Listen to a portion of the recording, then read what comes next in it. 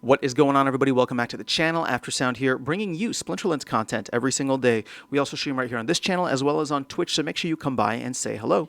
This video is also brought to you by my music, which is available anywhere you stream music under the name After Sound, and I do have a new song out recently called Dreamin', so check it out. Let me know what you think, and I appreciate the support.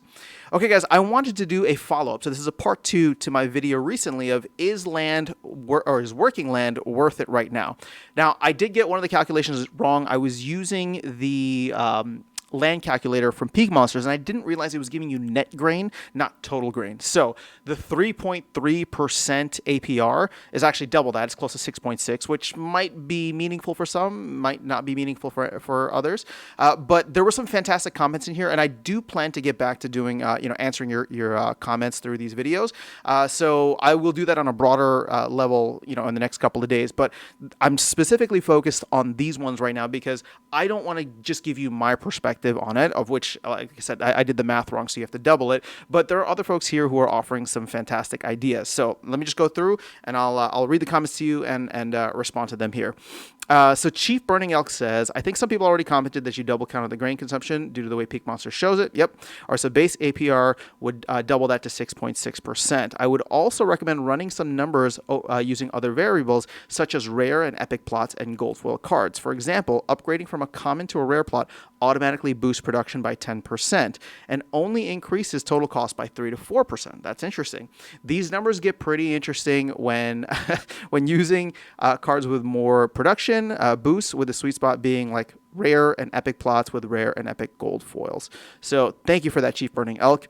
Good to know. So and let me actually go to the next comment here.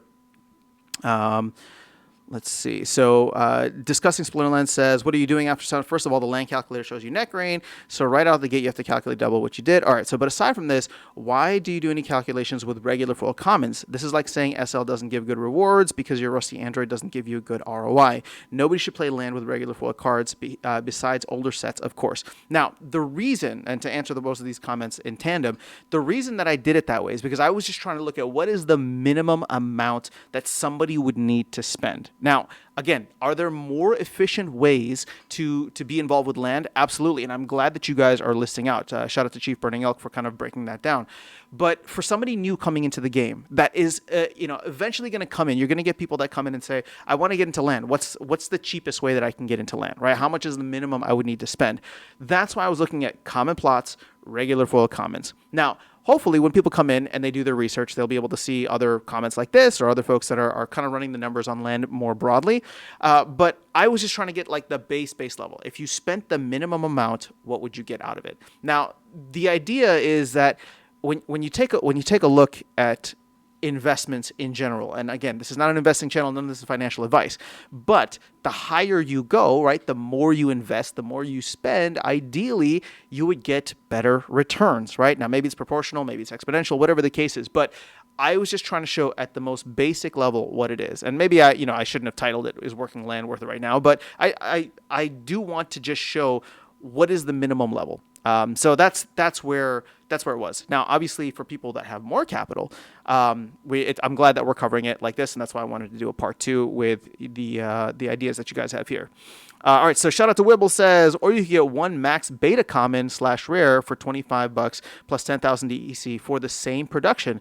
It is not worth putting CL regular foils on land at the moment. ROI is higher if you rent cars instead. Oh, and the most important thing, we. All right, so DeFizz says, won't the added ore and wood upkeep lower the APR more once land 1.75 is out?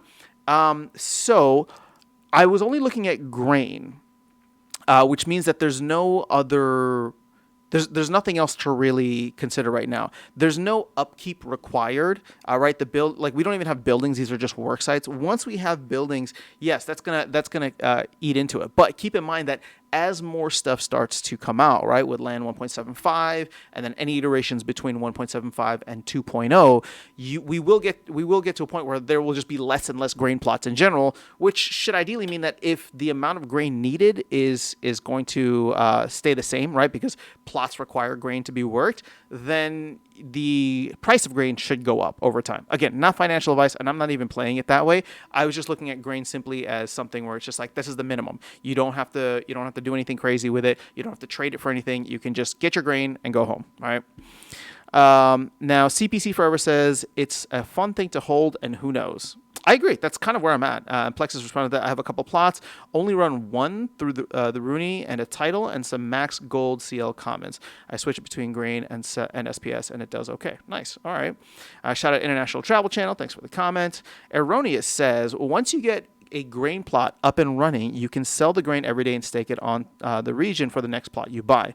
That's how I got my 32 plots running. Your out of pocket is $50 less each plot that way, and your APR keeps increasing. Unlike a card, power core, or totem, DEC staking can be done gradually. Agreed. And right now, it might be worth it to buy CL packs with the DEC you get from selling grain and open them with gold potions you get from the glint shop, and then burning everything that is not gold and selling or keeping the gold land workers. That's interesting. Is that really worth it right now? I'm so curious to see how. I don't even know what the price of packs are. It's probably like 30 to 40 cents, right? All right, so not included in your equation is totem fragment drops. I've got a lot of fragment drops, including legendary and epic ones from those 32 plots. You know what's funny is I don't have that many fragment drops. It's kind of wild, but I only have 3 plots that I'm working, or I guess more now, but still, for the majority, it's been 3 plots. But this is an interesting thing. I'll look into it, and if it's worth covering in a video, I will check it out with the CL packs. All right, so Aaron Baker says, that's me. This is a different account. What were you referring to? Oh, okay. Also, something taking consideration is the no hassle ability to sell land resources, immediate liquidity, because of the in-game LPs. The APR is guaranteed as long as you have a pulse and check in, meaning harvest and sell, and you have to do that once a week, right? Otherwise, it stops producing. So this is totally different than trying to sell or rent out things in the market, because there's no APR on an item that you haven't been able to sell or rent out. If you go days or weeks without selling something, then what is the real comparison to that APR? So I just harvested my 32 plots and collected my castle taxes. Oh, this is the same as Erroneous, I believe. And collected my 32 plots and collected my taxes and got 3.2k DEC. That was about 1.5 days of harvest, except the castle. I think it's about 4 days. All right, if I wait one more day to harvest and sell, that will cover a power core, and it's not $5 because DEC is not a peg. Interesting. Okay. So eventually, enough people are going to complain about inactive accounts after 3 or 4 more land releases. Every day I make progress in game because I play the super long game, bought land, stuck totems on all of it, and collect every day. You're saying 3.5% APR, which again is wrong. It's up to 6.6.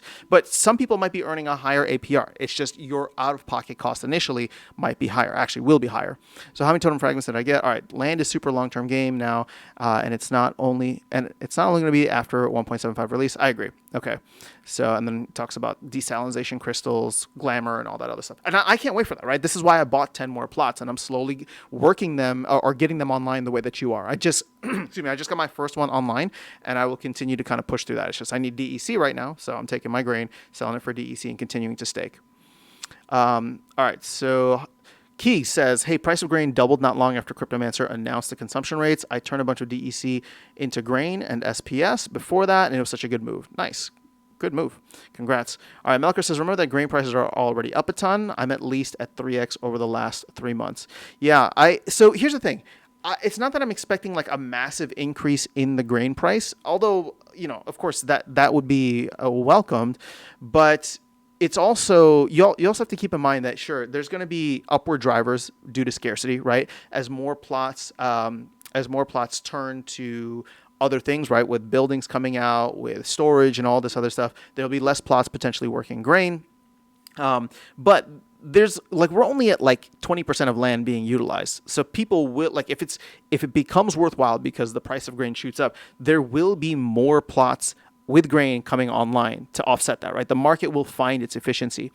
And the other thing kind of longer term is just keep in mind, I don't remember the 2.0 white paper, which oddly enough came out 2 years ago at this point, which is wild. But the 2.0 white paper, I believe, was, or maybe that wasn't 2.0, that was the 1.5 white paper. But the 2.0 white paper was kind of talking about ways that plots or grain could become more efficient for their workers. So instead of needing the 0.01 or whatever it is for your workers, if you refine the grain or created other types of elemental based food, it could be more efficient and your workers wouldn't need as much. Now, all of that's going to tie in, and it's going to be a very dynamic and complex economy, which is what we're here for with land. But that is where we currently stand.